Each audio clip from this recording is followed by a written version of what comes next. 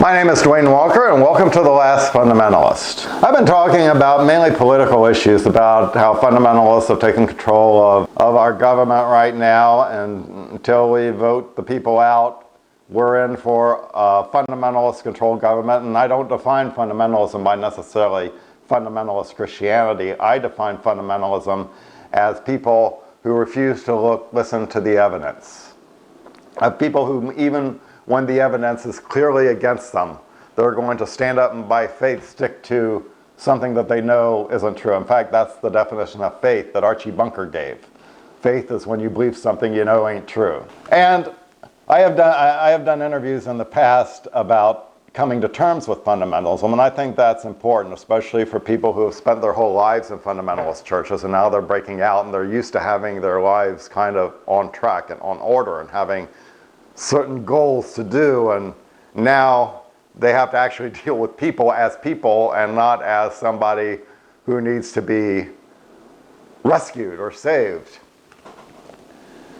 So in the past, I have done some interviews about, breaking free of fundamentalism, and I'd like to share one of them with you right now. This is Father Leo Booth. Today, Father Leo Booth is no longer Father Leo Booth. He is just simply Leo Booth. He was an Episcopalian minister. He started out as a Catholic minister, went Episcopalian, and today, the last thing I saw on the internet was he's a Unity minister. But his books are still for sale on the subjects of when God becomes a drug.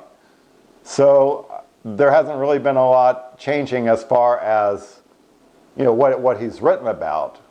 And I think that what he does have to say is very beneficial when it comes to breaking free of fundamentalism or any other kind of rigid thought.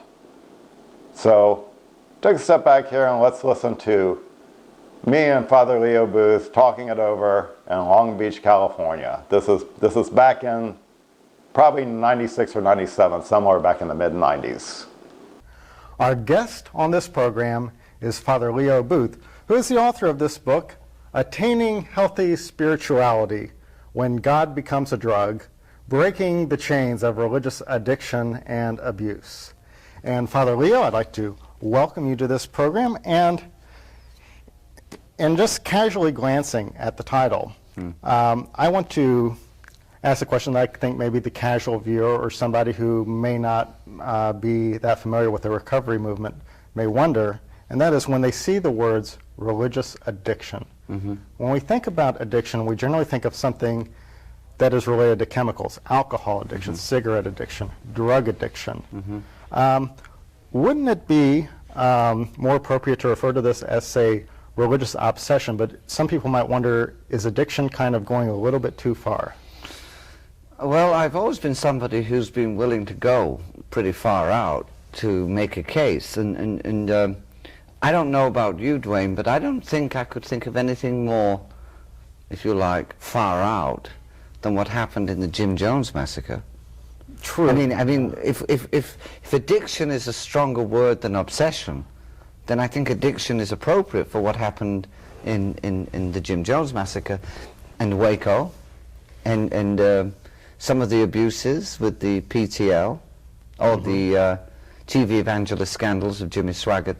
I mean, when a person is willing to let their children sleep with the minister, or when somebody's willing to sit and poison their children, I would have thought addiction is really the word.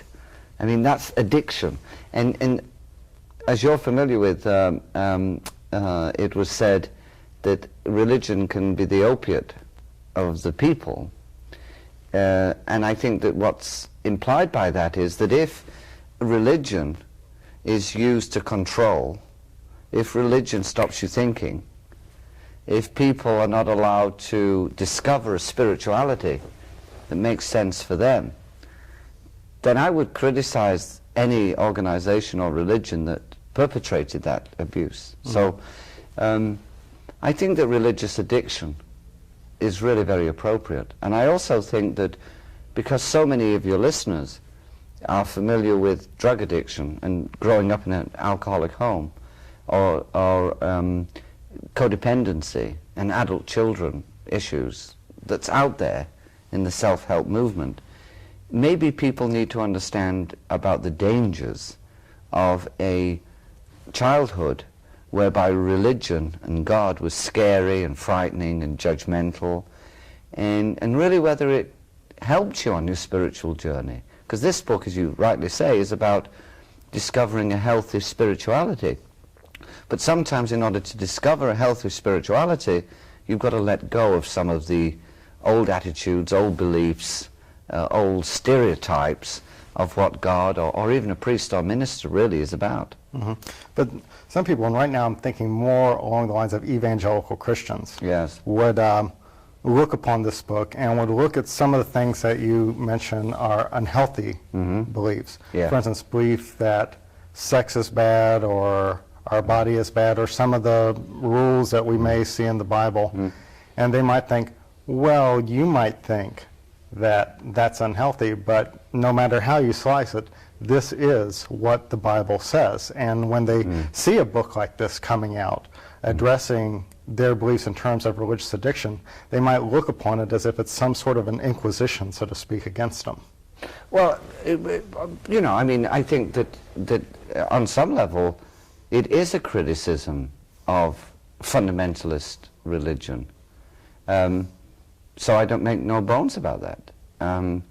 I think that within the Christian church, you've got conservatives, traditionalists, liberals, and I think that you're living in cloud cuckoo land if you don't realize that.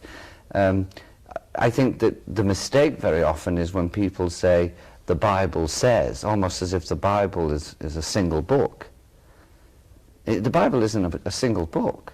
The Bible is a collection of books, and written at different times. And if you make the mistake and you think that it's almost written by one author all the way through with a common theme, you're going to miss the whole richness of that compilation that's called the Bible.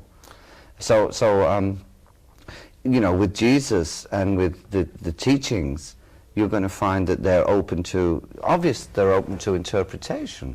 I mean, an obvious example is, thou art Peter, and on this rock I will build my church.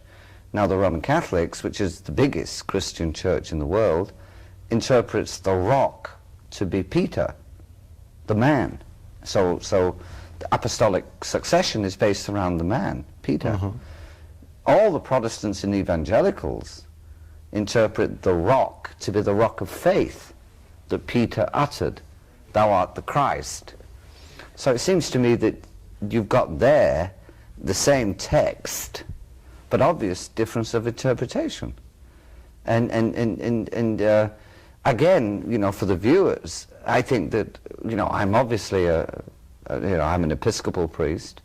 I have a church in Hawthorne. It's open to Episcopalians and to recovering people from alcoholism, drug addiction who come.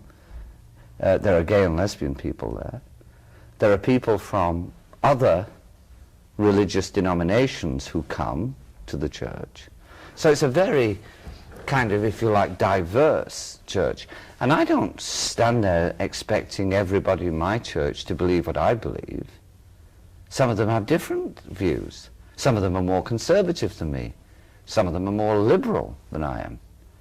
And you know, my point with this book is that the worst kind of addiction is when you're looking to God to fix you, change you, get you a job, make you happy, keep you healthy. What's the point in praying for God to keep you healthy if you have a lot of unhealthy habits? If you eat badly, if you smoke, if you drink too much, all the prayers in the world can't stop you taking care of your body.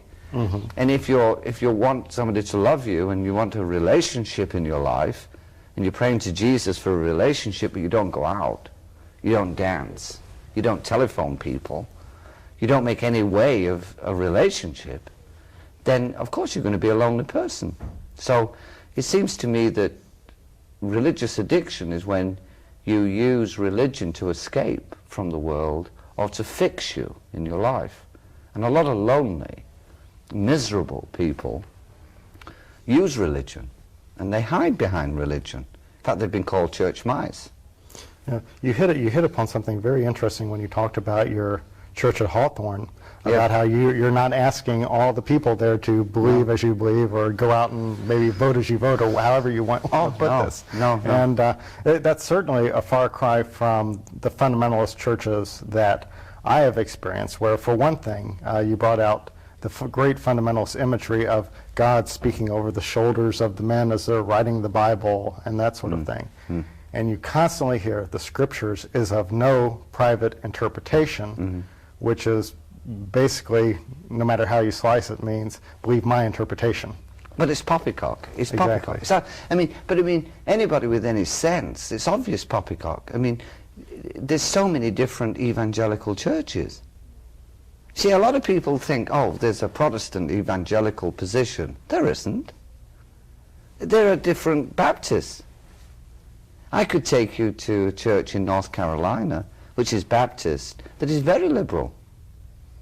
I could show you Pentecostal churches that are traditional.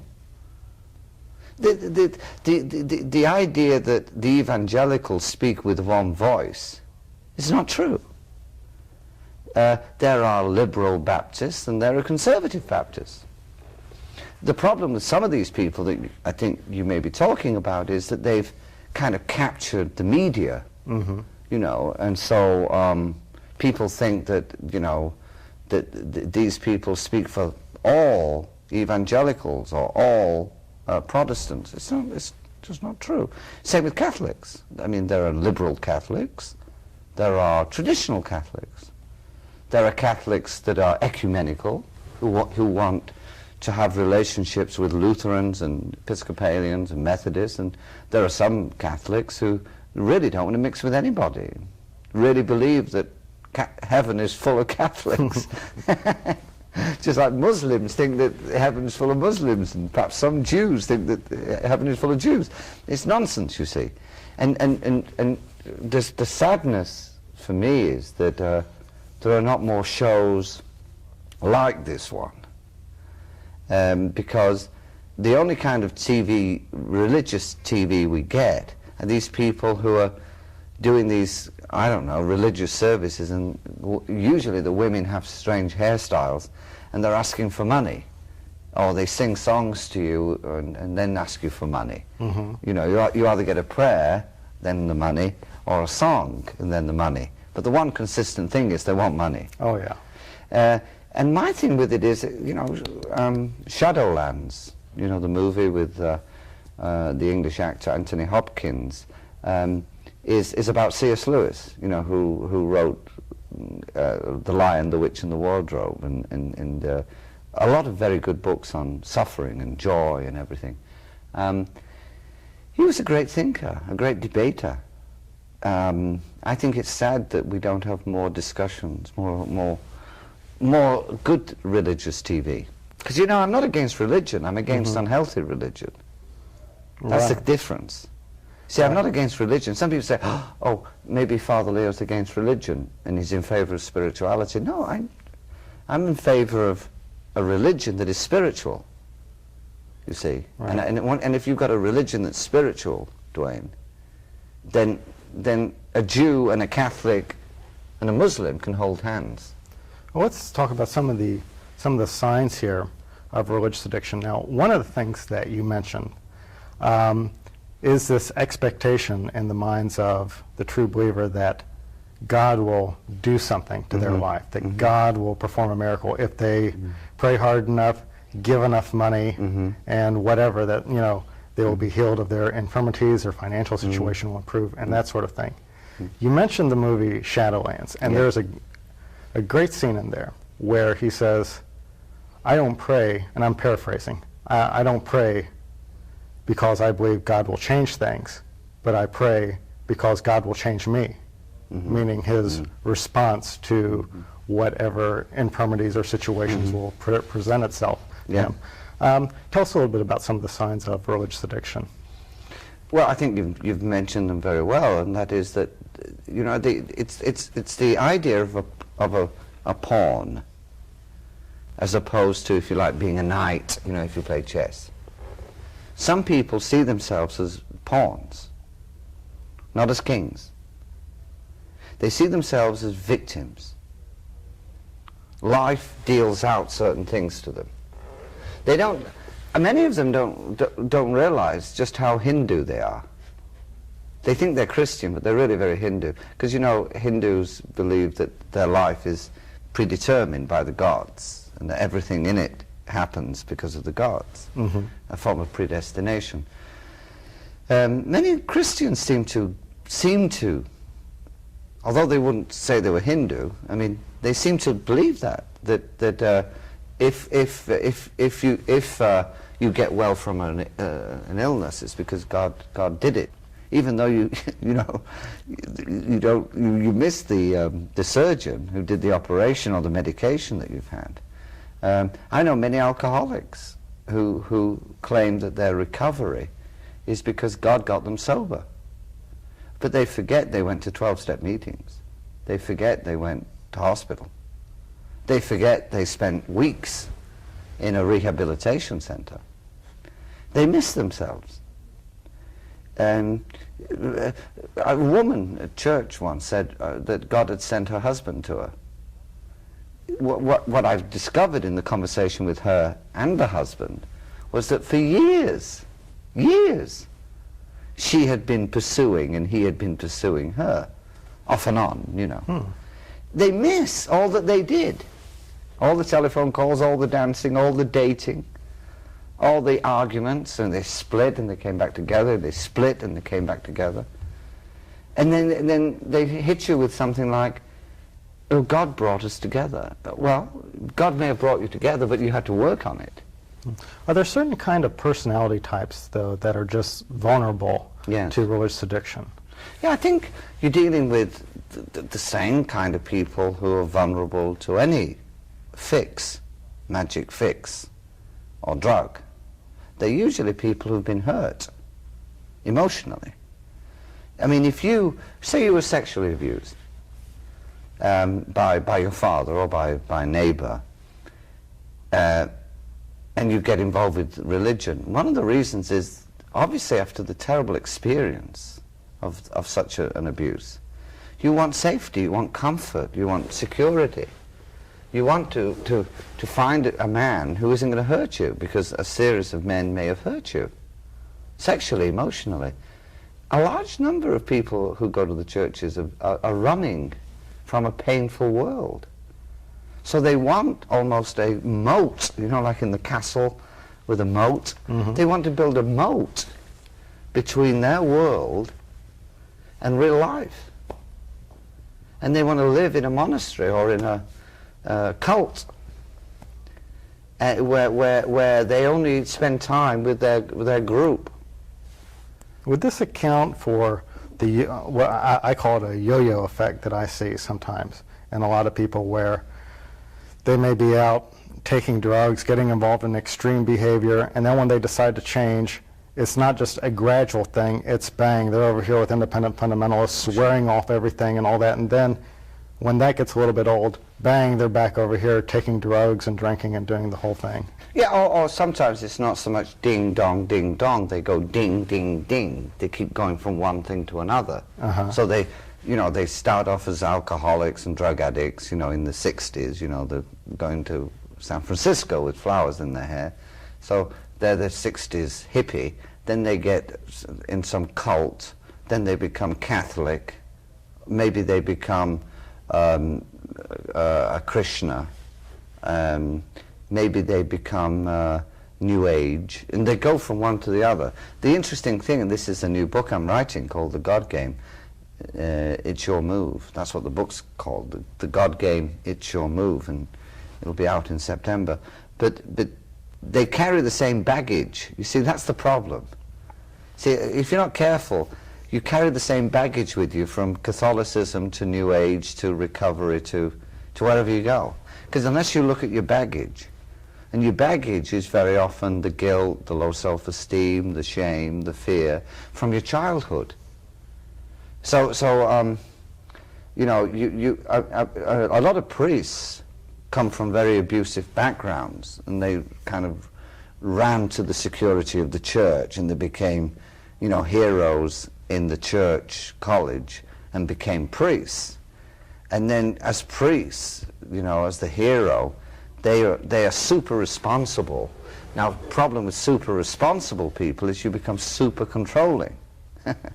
So you know, you're responsible for this church, and you're responsible for its roof, and you're responsible for everything that happens, and you have to do it all in a certain way.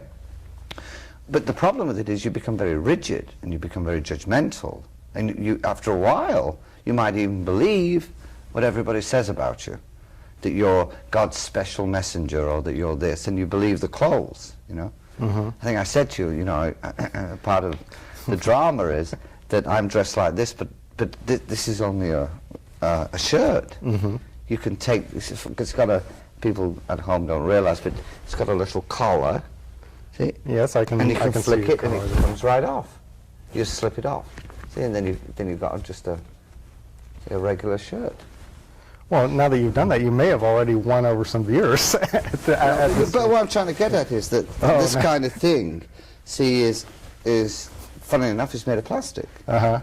See, and you just flick it in, and it's made of the same plastic as the, you know, the toilet washer, you know, the toilet cleaners. It's the same sort of stuff, same plastic. Now, what I was trying to get at, though, is that I imagine that in your years of counseling people, from time to time, you may run into the fundamentalist who has a very deep anti-Catholic prejudice, and even though you are Episcopalian, they'll see that collar and they'll just think of one thing and one thing only.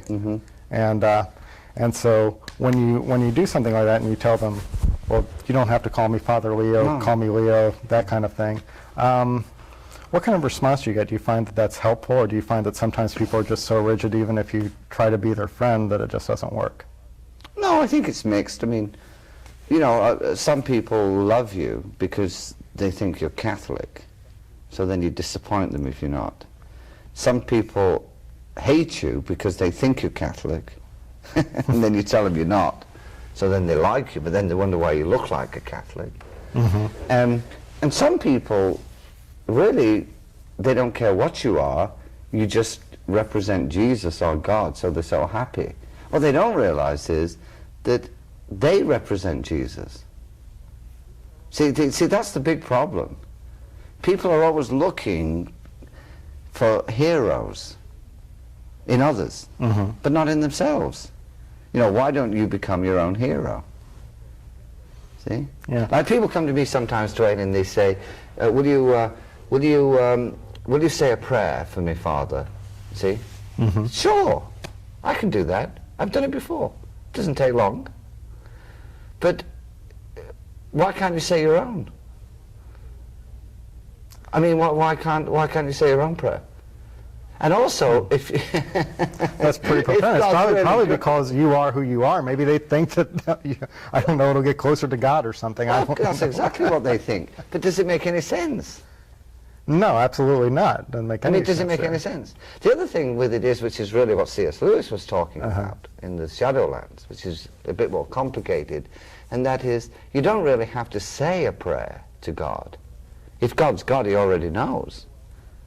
All right? I mean, if you say, well, let's pray for the sick in Africa. Well, I mean, are you telling me that God doesn't know that the people are sick in Africa? Right? So you say, well, then what's the purpose of prayer? Well, that's what Shadowlands was about, C.S. Lewis. It's not about God, it's about you. If I pray on Sunday for the sick, maybe I'll remember the sick, do something about the sick. See? If I pray for children who are homeless, maybe, just maybe, I'll do something about them.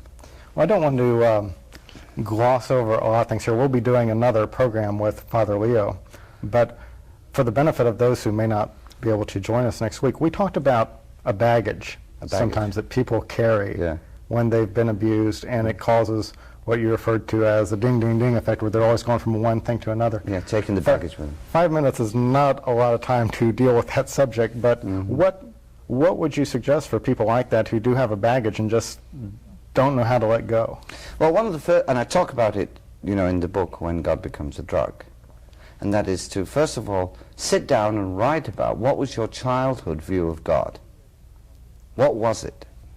Did you really think God was a Santa Claus? Did you really think that God was like the Tooth Fairy?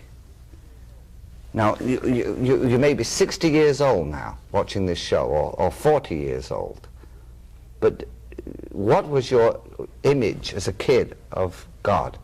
The other thing is, were you brought up with the idea that whatever you did wasn't good enough? Whatever you did wasn't good enough. You're a sinner responsible for the death of Jesus. And all you got was hell and damnation, from start to finish. Was that part of the baggage? Did you have baggage around sex? So you couldn't play with yourself, you couldn't play with your penis, you couldn't masturbate, you couldn't like girls, you couldn't have an erection. If you did, you were bad. You know what I mean? So you had all this stuff that you pushed down. It was all happening to you because you did masturbate, and you did have erections, and you did like girls, but you pushed all this down, right? Because it wasn't okay for you to have those things. That's part of the baggage. Also, the baggage might have been that only Catholics are going to heaven. So you had this very kind of almost judgmental view from being a kid. A bit like I hate to say this, but it's a bit like you're the super religion. You know, like Hitler had the super race. Well, you've got the A team and the B team and the C team. Maybe the A team is the Catholics and the B team is the Episcopalians, and maybe the C team is the Lutherans. Well, that makes perfect sense to me. You know, but I mean, the bottom line is that kind of like, that's the baggage, though, I mean. That's the stuff. And we never looked at it before. That really, most of our life, all the things that we enjoyed doing were bad. And all the things we were told were good, we had to sacrifice or suffer. So unless you were carrying your cross, you weren't really a good Christian. Now that's the baggage I'm talking about. And you can take that into Catholicism, you can take that into New Age. Because all you do is, instead of a crucifix, you have crystals. Right, and I think you even mentioned in the book, you're a very big proponent of the 12-step programs, but you mentioned sometimes even 12-step programs. 12-step too, yes. You can have a sponsor who's like your priest. You can't disagree with your sponsor. You have to do what he says. You have to read your big book. Thank you for watching The Last Fundamentalist. If you enjoyed The Last Fundamentalist, subscribe to this page. Every Sunday, a new video, a new rant. And if anything in this video has inspired you or triggered you or made you angry or made you shout yes, then please leave a comment. And don't forget to read my novel, The Last Fundamentalist, available now on Amazon.com.